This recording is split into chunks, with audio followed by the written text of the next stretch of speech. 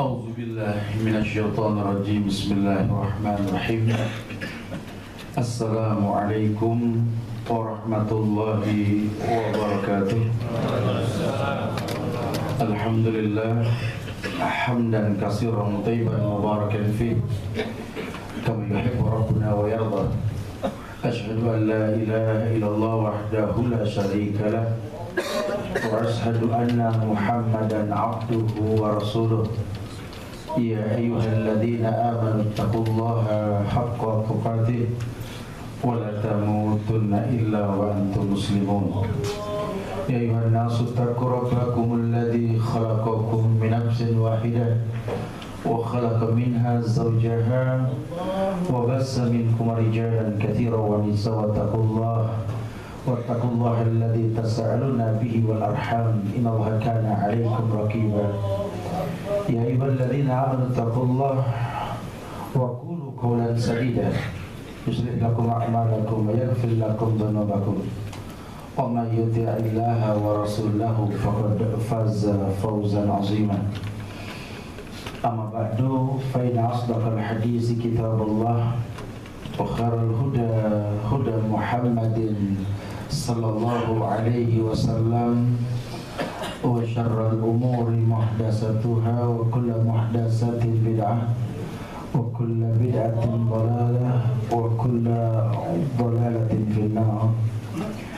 Ma'asyiral muslimin wal muslimat, sidang majelis salat zuhur yang Allah muliakan dunia dan akhirat. Alhamdulillah, izin Allah kita bisa berkumpul kembali di Mushola Al-Kautsar ini, yang mudah-mudahan kumpulnya kita ini akan selalu menjadi sebuah bentuk amal soleh kita yang kita bisa bertawasul dengannya.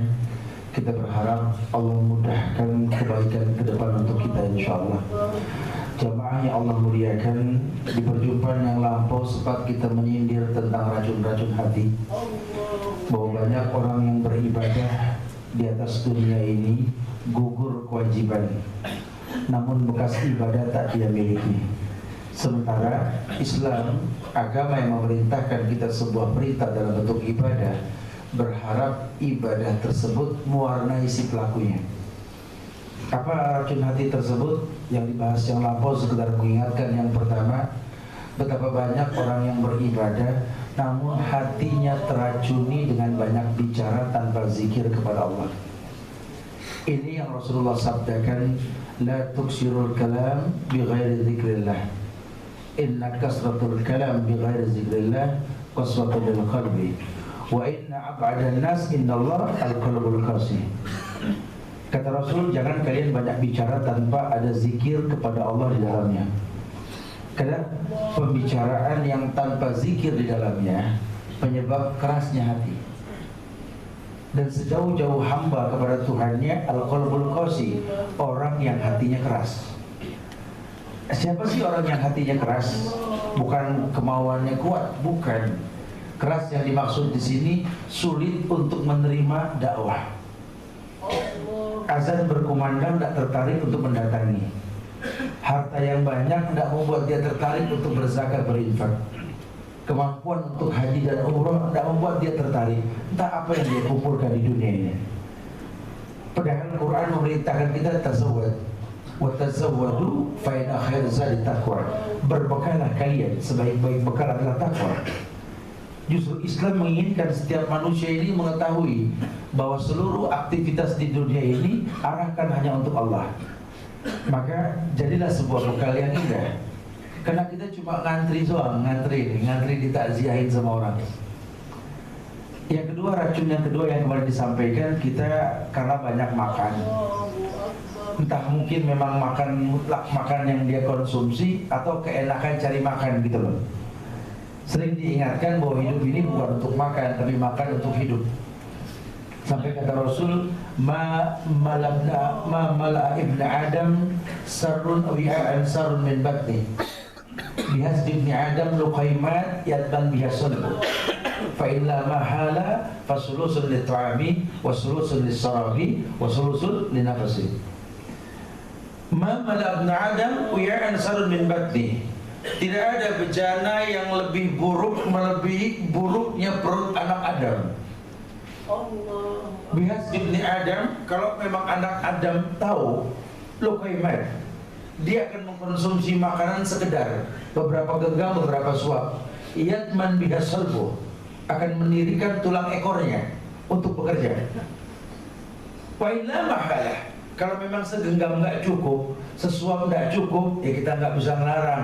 Orang beda-beda kekuatannya. Nabi cuma mengatakan fasulusun li-ta'ami wasulusun li-syarabi wasulusun li-nafasi. Suruh ingat tidak, makan yang banyak terserah, tapi ingat, sepertiga buat makanan, sepertiga buat air, sepertiga buat napas. Jangan selesai makan nggak ada aktivitas, jangan. Lawang memang tujuan makan untuk suplemen aktivitas, maka tidak boleh kita mudah untuk mengkonsumsi makanan yang ujung-ujungnya air racun hati. Gara-gara banyak makan, malas sholat, gara-gara kerajinan nyari makan sampai lupa silaturahmi, ibadah. Ini kan sangat disayangkan sekali. Itu racun yang kedua. Racun yang ketiga, yakni banyak bergaul. Saya sempat sampaikan di yang lampau bahwa ada 3 karakter penghuni surga. Masih ingat? Yang pertama, qaribin. Yang kedua, hayyin. Yang ketiga, sahlin. Apa qarib? Orangnya gampang akrab, supel.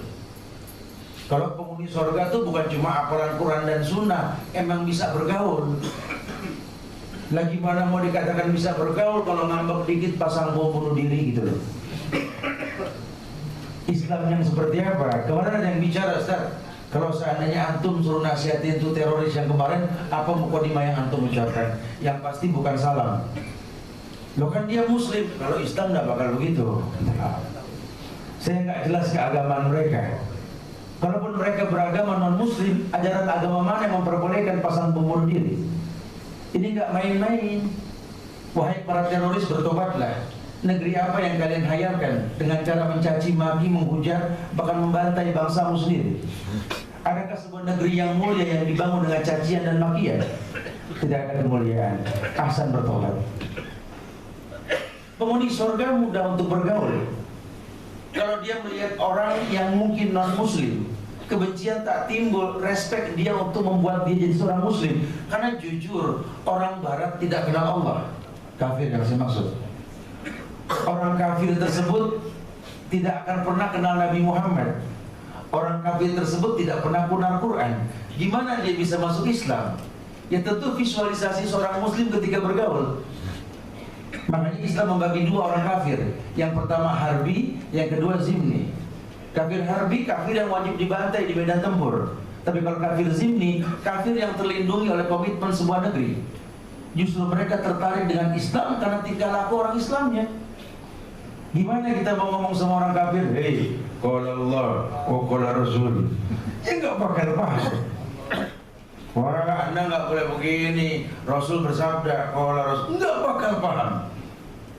Dia lebih suka untuk menonton apa yang kita lakukan. Ini kan penting. Makanya ujung dakwah Rasul liutammima makarimal akhlak. Ini puncak agama. Orang yang beragama, orang yang akhlaknya baik. Orang yang beragama, orang yang tahu sekali bahwa sebaik-baik manusia yang akhlaknya paling baik. Siapa orang yang akhlaknya paling baik? Yang pertama, orang yang bermanfaat buat orang lain. Khairun nas anfa'uhum linnas. Sebaik-baik manusia yang paling bermanfaat buat manusia lainnya. Nah sekarang kalau hafalan Quranmu, hafalan hadismu malah membuat orang lain gak nyaman, ini paham yang seperti apa gitu loh. Tidak ada.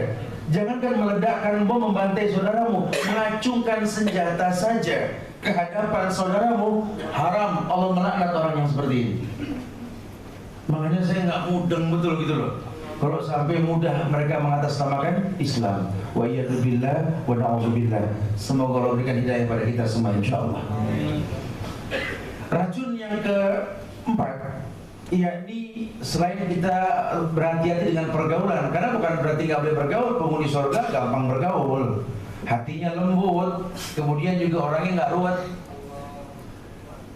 Jadi banyak memandang yang keempat. Ini mandang ini bukan berarti kita nggak boleh mandang. Ya mata fungsinya memandang. Tapi kan kata ulama, hati ini punya pintu pintunya memandang dan mendengar. Dengan memandang dan mendengar, hati terwarnai. Kalau yang kau pandang sebuah kebaikan, yang kau dengar kebaikan, hatimu baik. Corongnya mulut, yang keluar yang baik. Tapi kalau kau pandang sebuah keburukan, kau dengar sesuatu yang buruk, hatimu buruk, yang keluar pun buruk. Orang yang hatinya buruk, kalau sering memandang yang baik, mendengar yang baik, lama-kelamaan jadi baik. Berarti kita butuh ruang dan waktu untuk mengamalkan sebuah kebaikan. Makanya bahasa Islam gampang dalam sosialisasi. Almar'u ala dini khalili. Orang itu tergantung agama temennya. Kalau berteman sama orang baik, sering dia lihat orang baik, nanti jadi baik. Sering mendengar ucapan orang baik, nanti dia akan jadi baik. Saya teringat sebuah nasihat Ibnu Qayyim dalam kitab Fawaidul Fawaid. Beliau mengatakan bahwa orang yang bergaul, ya seperti saran Nabi, orang beriman yang bergaul dengan orang yang kurang baik imannya dan bersabar menghadapi orang yang kurang baik imannya lebih afdal ketimbang orang beriman yang gak mau bergaul. Karena memang mewarnai Islam, agama yang mewarnai liyuzhirahu ala dini kulli, orang yang muslim. Maka seorang muslim adalah orang yang mewarnai agamanya ke agama orang lain. Harusnya seperti itu. Ada 4 metode cara bergaul dalam Islam menurut Ibnu Qayyim yang kita bisa klasifikasi manusia dengan 4 metode ini. Yang pertama, orang yang digauli seperti mengkonsumsi makanan bergizi. Ini bahasa beliau nih. Maksudnya apa, Ustaz? Ya, kebayang gak sih kalau kita makan makanan yang bergizi, belum berasa tuh gizi ke badan, baru di ujung lidah udah kita berkomentar, aja ini makanan gitu ya. Mukadimahnya sudah bagus, makanan bersih, bergizi dan nikmat, belum ada efek ke badan, baru di ujung lidah sudah yang ada pujian. Bergaul sama kelompok yang seperti ini, mungkin kita belum mirip sama mereka yang baik, cuma orang sudah bilang, oh temennya orang baik gitu. Langsung ada bias sebuah kebaikan. Ya sisanya tergantung Anda menangkap kebaikan dalam pergaulan. Maka disarankan kita untuk alaikum bil jamaah. Hendaklah kalian jangan jauh dari jamaah. Mungkin kita nggak sempat ke pengajian, tapi tolong 5 waktu jangan sampai nggak berjamaah gitu loh. Karena yang namanya berjamaah ini efeknya dahsyat loh. Ya salah satunya 27 derajat pahalanya. Dan yang lebihnya apa? Ya ini silaturahmi. Silaturahmi manjangin umur, nyehatin badan, banyakin rezeki, udah enggak ada kerugian. Terdengar sebuah nasihat yang bisa didialogi, ternyata agama yusrun ya, agama sebuah kemudahan. Kalau kita menyendiri, agama seakan sebuah kesulitan. Tapi kalau berjamaah mudah. Nabi mengatakan, alaikum bil jamaah wa alaikum bil masjid.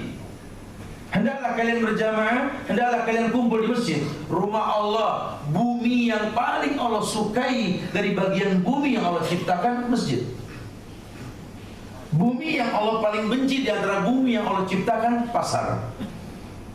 Bukan berarti nggak boleh ke pasar, cuma diingetin nih, jangan lama-lama di pasar. Ya, bukan disuruh ke masjid rutin, tapi kalau udah di masjid ya lama-lama dikit dah. Karena gak ada kerugian orang di masjid, semuanya baik insyaallah. Ya, majtama'a qaumun fi baitin min buyutillah yatluna kitaballah wa yatadarrasuna ma bainahum illa nazalat alaihimus sakinah wa ghasyiyatuhumur rahmah wa hufathumul malaikah. Berkumpulnya manusia di rumah-rumah Allah. Ketika Quran dibacakan, sunnah dikumandangkan, Allah turunkan sakinah buat yang menghadirinya. Diliputi rahmat, dijaga oleh para malaikat. Wallahi hidupnya tentram. Bedalah orang kalau dapat tumaninah sholat keluar, beda rasanya, beda. Pergaulan yang kedua kata Ibnu Qayyim seperti orang yang mengkonsumsi obat. Kebayang ya, obat yang dikonsumsi kayaknya bukan makanan pokok deh. Jadi kalau lagi sakit kita perlu suplemen obat lah. Ini kalau bahasa ulama, kayak kita bergaul sama ulama. Kita bergaul sama ulama. Kalau tiap hari tinggal sama ulama yang memang bukan anak pesantren, kepek dah kalau orang Betawi bilang.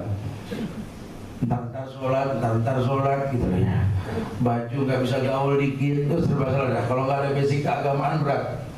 Kita tinggal sama ulama berat. Nah, ya udah sekali-sekali dah. Kalau emang punya masalah, datang ke ulama, minta solusi. Ya kayak minum obat. Jangan punya masalah malah lari ke teman yang mirip masalahnya, rusak dah urusannya. Kalau kita nanya sama ulama masalah hidup kita, jawaban mereka sabar.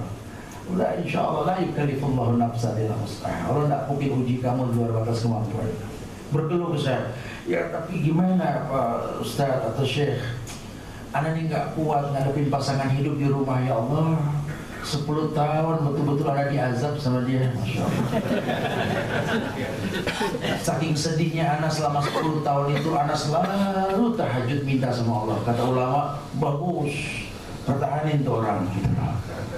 Karena kalau nggak sama dia belum tentu tahajud, betul ya?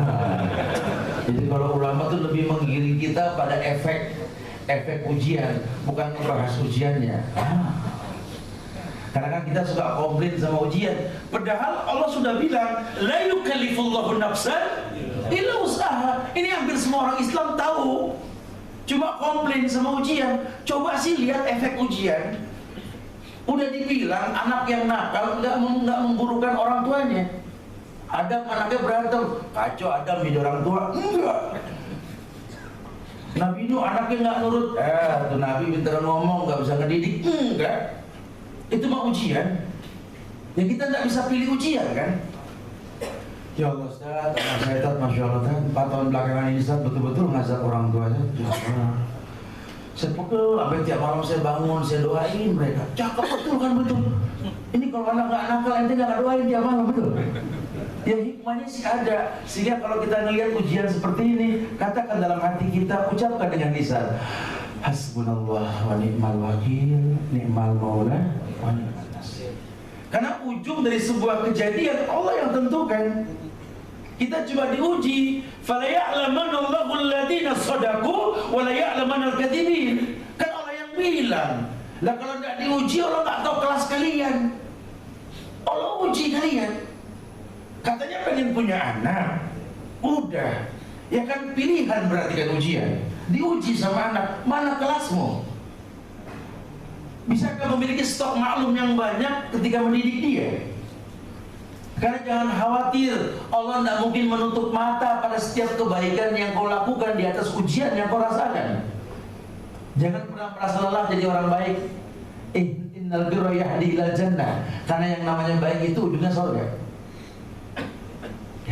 Ujungnya surga. Ima orang yang sering diazab di atas dunia dan dia bersabar, kata ulama, sakaratul mautnya nggak dahsyat-dahsyat banget dah. Justru orang yang kurang ujian biasanya gelintingan matinya gitu loh. Makanya orang diuji. Allah pengen tahu siapa yang terbaik di antara kalian. Tuh kelompok yang kita gauli yang kedua, seperti mengkonsumsi obat. Jadi kita pilih sendiri. Ini orang fungsinya apa buat saya? Boleh, sesekali boleh begitu. Walaupun di awal mukadimah kita kalau mau bergaul yang paling baik, apa fungsi saya buat mereka? Itu yang paling baik. Yang kedua nanti boleh seperti mengkonsumsi obat. Ya sengaja saya akrab sama dia, sebenarnya saya nggak demen sama dia. Cuman ngobrol sama dia tuh kayak baca buku, tahu aja. Bergaul dah. Cuma kalau sering-sering enak juga, ya sudah jangan sering-sering gitu loh. Sesekali aja ketemunya. Karena ini orang ngomongnya nggak jauh dari Allah, qala Rasul. Setiap kita ngomong enggak dalam kitab ini pada halaman ini ada footnote. Jago buku dah sudah. Yang ketiga, orang yang kita gauli ini menyebabkan datangnya penyakit. Penyakit itu ujian, kita ngukur. Sebenarnya sih hampir setiap orang mendatangkan penyakit. Ya karena setiap manusia itu ujian buat kita. Ya kita menikah saja bukan berarti puncak dari kebahagiaan kita, awal ujian. Saya suka bilang sama orang yang baru nikah tuh, di mesem-mesem, adep-adepan, di pelaminan tuh. Akhirnya dia hidup. Dia nggak tahu awal ujian. Puncaknya cinta. Waktu belum nikah mah aman, ntar habis nikah lihat. Subhanallah. Itu piring kayak UFO. Sendok yang nggak tajam dekat sama orang tua jadi jauh sama orang tua karena bini melotot kalau dekat sama orang tua. Yang tadinya bergaul silaturahmi paling jago sekarang jarang keluar lagi. Kalau dia masuk ke rumah selamat tinggal dunia, subhanallah. Mana dia yang dulu, mana dia? Ya, pada akhirnya ujian. Kita masuk ke sebuah perusahaan, bukan ambil lapas, akhirnya beres juga di ujian susah. Padahal pas kerja dia ngambil banyak kesusahan. Gimana udah kerja? Aduh, bos galak. Tuh. Tetap ada ujian. Lumayan sih, cuma jauh, macet. Tuh, lihat.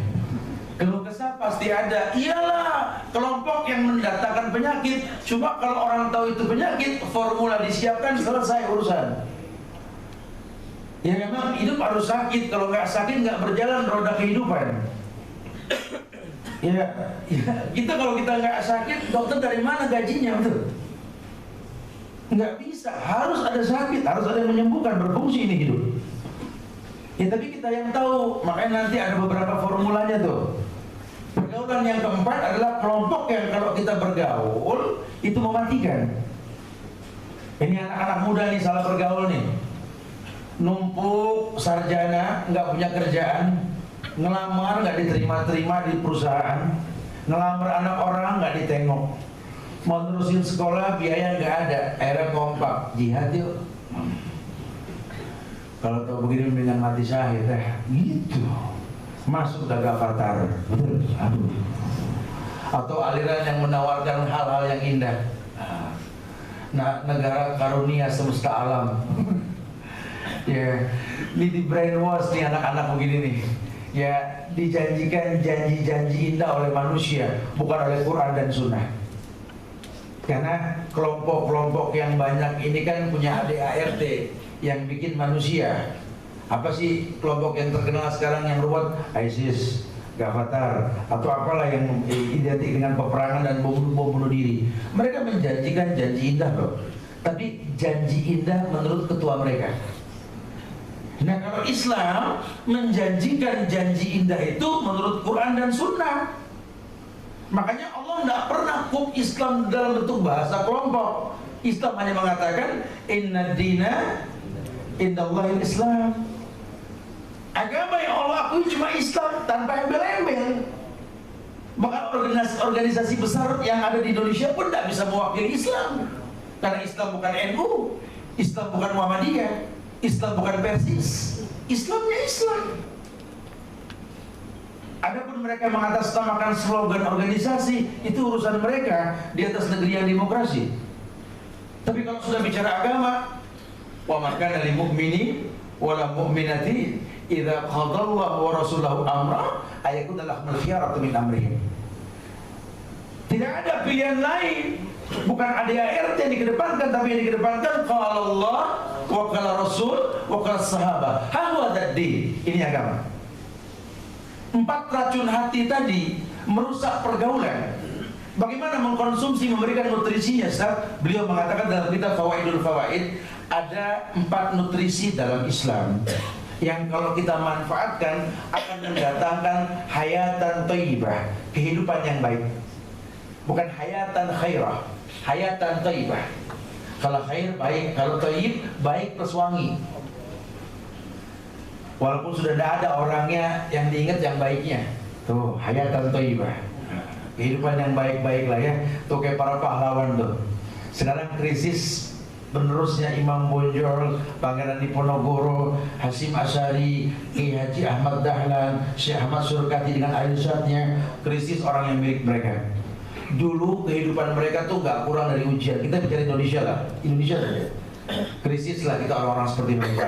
Hidupnya susah. Cuma orang sekarang semua tahu pernah ada Diponegoro di Indonesia, pernah ada Imam Bonjol di Indonesia, pernah ada Hasyim Asy'ari di Indonesia, pernah ada Ahmad Dahlan, pernah ada Ahmad Surkati dan lain sebagainya. Harum namanya, hayatan thayyibah. Kok bisa, Ustaz? Ini formula yang ulama tawarkan. Yang pertama, untuk menghilangkan racun hati yang 4 tadi dan merusak pergaulan yang 4 pula tadi, maka disuruh mengkonsumsi zikir dan banyak baca Quran. Iya, karena yang namanya zikir itu mendatangkan ketenangan. Dan kalau sudah tenang jiwa seseorang, hidayah itu gampang. Orang tua yang bodoh ketika anak bangun kesiangan, dibangunin sambil dimaki-maki, suruh sholat subuh, besok dia bakal jadi tempat yang aman buat ngulang. Kalau orang tua yang cerdas, dia akan bangunkan anaknya, suruh sholat subuh walaupun matahari sudah meninggi. Selesai sholat diajak dialog. Nah, ayah sangat menyayangkan kamu, nak. Rasul pernah mengatakan, Allahumma barik li ummati fi bukuriha. Ya Allah, berikan berkah pada umatku di pagi hari. Kamu tahu nak, subuh tadi berkah ditebar di atas dunia ini. Biar tuh anak masih di atas sejadah. Ayah nggak ngomel karena kamu kesiangan, ya ayah kecewa kamu tidur kemalaman. Jangan mengulang, nak. Karena kalau orang tidur kemalaman bakal susah bangun pagi. Berkah hilang. Umurmu nggak berulang, nak. Peluk dia, ya, jangan diulang sayang. Besok dia tidak mengulang. Tapi kalau anak dibangun, pagi-pagi bangun, waduh, buat sholat subuh gimana? Kaget dia, doa, lupa, doa aja blank gitu loh. Gimana mau benar dia? Suruh tenang dulu jiwanya, zikrullah. Ya kayak teroris kemarin pengen menegakkan tauhid di Indonesia dengan cara bom bunuh diri. Orang nggak ada yang tenang. Bagaimana beragama dengan ketidaktenangan? Ya nggak mungkin. Lalu di agama ini kan la ikraha fiddin, tidak ada paksaan dalam beragama. Bikin orang beragama tanpa paksaan, caranya bagaimana? Visualisasi.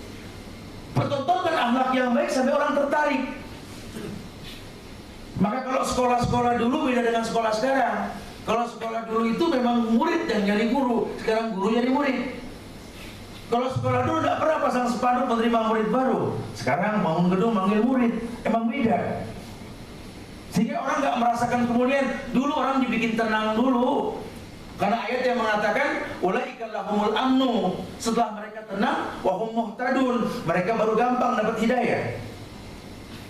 Nah kalau seandainya nggak bisa bikin tenang, ya gimana hidayah mau datang? Justru yang paling baik bikin orang tenang, baru kita bisa kasih hidayah. Kayak kita mendakwakan anak kita, keluarga kita, orang tua kita, supaya dengan bantuan sampai mereka tenang, senang ngelihat kita, baru ngomong hukum gampang. Nah ini belum tenang udah disampaikan hukum, ya ada komplain. Yang kedua, kita disuruh banyak istighfar. Ini nutrisi hati yang kedua, banyak istighfar. Karena ya memang hukum asalnya manusia pasti bikin salah. Dan yang paling baik di antara orang yang berbuat salah istighfar. Ya qaum istaghfiru rabbakum tsumma tubu ilaihi yumatti'ukum mata'an hasanan. Kata Nabi Hud, "Hai kaumku, beristighfarlah sama Tuhanmu. Allah bakal berikan kehidupan yang baik buat kamu." Suruh banyak beristighfar kita. Jadi kita kalau mau berdoa ya suruh istighfar dulu. Karena kan doa semuanya baik. Hayatan thayyibah yang kalian hayatkan tidak mungkin kalian dapatkan tanpa mukadimah istighfar. Yang ketiga, kita disuruh banyak berdoa. Dalam dakwah ini, doa ini diletakkan pada poin yang terakhir nih. Memang kalau melihat sebuah kemungkaran, rubah dengan tangan kita. Tapi perubahan tanpa menimbulkan mudarat, kerusakan yang lebih besar. Ya kita ngelihat pemerintahan begini, ya kita punya kemampuan, dakwahilah. Mulai masuk ke instansi, masuk ke pejabat pemerintahan, dakwahilah. Mungkin memang nggak sampai dakwah ke sana. Karena mau bilang apa, syarat menjadi seorang pejabat kan bukan lulusan pesantren, betul. Paling nggak title yang dia miliki. Makin dekat ke Amerika makin diterima lah jasanya, betul. Sehingga mau bilang apa, pejabat kita jauh dari agama, berarti kan mereka nggak tahu. Nggak ada hukuman buat orang yang nggak tahu, dikasih tahu.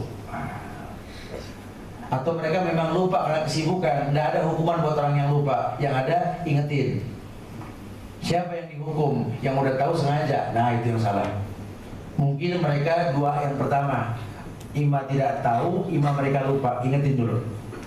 Udah diingetin Zat, cuma pada nggak ngubris Zat. Ya sudah, pakai teknik yang kedua, rubah dengan lisan. Terus berdakwah, sampaikan kepada masyarakat untuk mendoakan pemimpin kita. Karena doa ini senjata orang beriman. Sisanya ya kita yang banyak berdoa. Ini kan tidak, kita mendoakan belum, tapi pasang bom bunuh diri, aneh kan? Emang ada perubahan dengan cara membunuh? Tidak ada. Ya perubahan dengan cara yang baik, semua yang baik kan di sisi Allah. Betul. Wa innallaha ta'ala la yanalu ma indahu illa bitta'ah. Dan semua yang baik yang kalian hayalkan di sisi Allah tidak mungkin kalian dapatkan tanpa mentaati Allah. Dan sekarang pembunuhan bentuk taat bukan? Tidak ada. Demo, cacian, makian barusan kena macet itu di Polsek Menteng. Orang-orang timur ngamuk, tiba-tiba kali agak terlambat jadinya.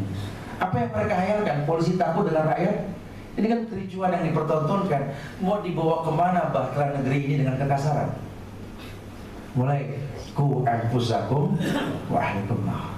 Banyak berdoa, doakan diri kita, orang tua kita, keluarga kita, doakan negeri ini, doakan perusahaan ini, tegakkan tauhid dalam dunia penambangan, karena Allah akan turunkan berkah pada langit dan bumi dengan tauhid masyarakat yang ada di situ. Yang terakhir, banyak bersolawat. Kita disuruh banyak bersolawat, solawat yang disyariatkan. Iman dalam sholat, Allahumma sholli ala Muhammad kama shollaita ala dan seterusnya, atau Allahumma sholli wa sallim wa barik alaihi, atau sallallahu alaihi wasallam, Allahumma sholli wa sallim wa barik alaihi. Allah salawat sama kita 10 kali. Perbanyak sholawat, Allah akan muliakan kita insyaallah. Fadhal, silakan yang mau bertanya. Akhiru da'wana alhamdulillah rabbil alamin.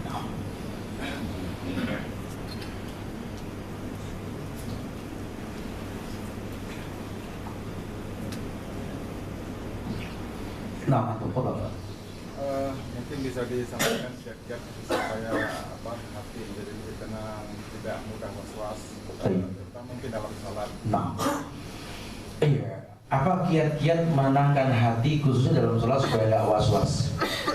Memang basically sekali Pak ya, mendasar. Kita nggak ngomong sholatnya dulu, kita ngomong penyebab kita sholat gitu loh. Kan sholat itu isti'anah dalam Quran. Wasta'inu bisobri wassalah. Jadikan sabar dan sholat sebagai penolongmu. Ketika kita sadar bahwa kita minta tolong ke Allah dengan sabar dan sholat, otomatis kita akan khusyuk. Itu basic awal deh. Kemudian yang kedua, bagaimana mendatangkan khusyuan yang kami tahu dengan sholat kami khusyuk? Ya tentu paham yang dilakukan. Imam mengerti hadis yang mengatakan tahrimu takbir wa tahlilus salam. Sholat dimulai dengan takbir, diakhiri dengan salam. Kemudian kenapa mesti mengangkat tangan, kenapa mesti meletakkan tangan, kenapa ada sabul masani, 7 ayat yang diulang-ulang, kenapa baca Al-Quran yang paling gampang, Iqra ma tayassara minal Quran, kenapa sedekat-dekat seorang hamba ketika sujud. Ini kalau dikaji, otomatis kita akan tahu bahwa sholat ini memang alat bantu kita minta ke Allah. Ini kan mungkin ya, seakan sholat nggak terasa kehusuan di dalamnya, karena kita mungkin nggak paham. Ya kelihatan dari apa? Dari kita nggak nunggu waktu sholat, kita ditunggu sama sholat. Kita nggak pernah persiapkan diri untuk bicara sama Allah. Kita mau ngomong di forum saja, seminggu ngapalin teks. Ini kita pengen ngobrol sama Allah, nggak ada persiapan dalam bacaan. Kita nggak belajar tajwid, kita nggak paham tafsir, sehingga sholat cuma gugur kewajiban. Kita nggak tertolong. Orientasi kita sholat bikin sabar, sementara di Islam sabar yang bikin khusus sholat. Karena wasta'inu bisobri wassalah, suruh sabar dulu baru sholat. Siapa sih orang yang sabar? Orang yang diuji. Maka orang yang diuji sabar, sholatnya khusyuk. Bukan sholat yang bikin sabar. Ujian yang mendatangkan kesabaran, maka sabar inilah yang membuat dia khusyuk. Coba lihat gak orang kalau lagi diuji sholatnya, sampai berat tuh tangan, lagi pegal lawan orang gitu ya. Kalau lagi senang buru-buru kelihatan. Nah, ini kan satu bukti ya. Makanya memang yang paling baik kita paham tujuan kita sholat, kemudian mengerti setiap gerakan yang kita lakukan. Wallahu a'lam bishawab. Nah, fadhal. Ada lagi tanya? Silakan. Nah, tadi kan dijelaskan kalau hukuman berlaku bagi orang yang tidak tahu Ustaz. Orang ya, hukuman berlaku buat orang yang sudah tahu namun dia langgar. Nah, tadi batas orang yang tidak tahu, apakah bagi mereka yang tidak berusaha untuk mencari tahu atau seperti apa? wallahu a'lam bishawab. Tetapi yang pasti visualisasinya dia tidak tahu. Nah, adapun level orang yang tidak tahu dengan sengaja dan tidak, nanti kelihatan dari usaha dia. Karena ada juga orang yang sudah usaha cuma belum tahu. Nah, hukum dikembalikan ke Allah, fattaqullaha mastata'tum. Makanya kalau orang udah nyari tahu nggak tahu-tahu, tugas kita untuk memberitahu sama dia. Nah, karena banyak juga orang yang belajar tersesat. Dia sudah cari tahu, cuma ujungnya nggak tahu.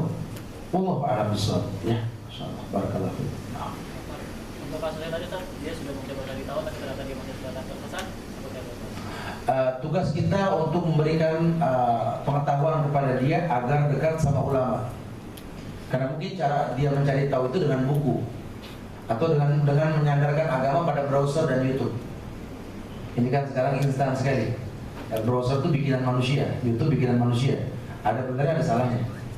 Tapi kalau memang YouTube itu atau browser yang ada di internet itu adalah seperti yang di buku dengan foto yang jelas, nggak apa-apa. Yang paling baik itu kita beragama dengan ulama, itu yang paling baik. Sehingga kita akan tahu visualisasi yang diucapkan oleh ulama dengan yang dilakukan. Wallahu a'lam.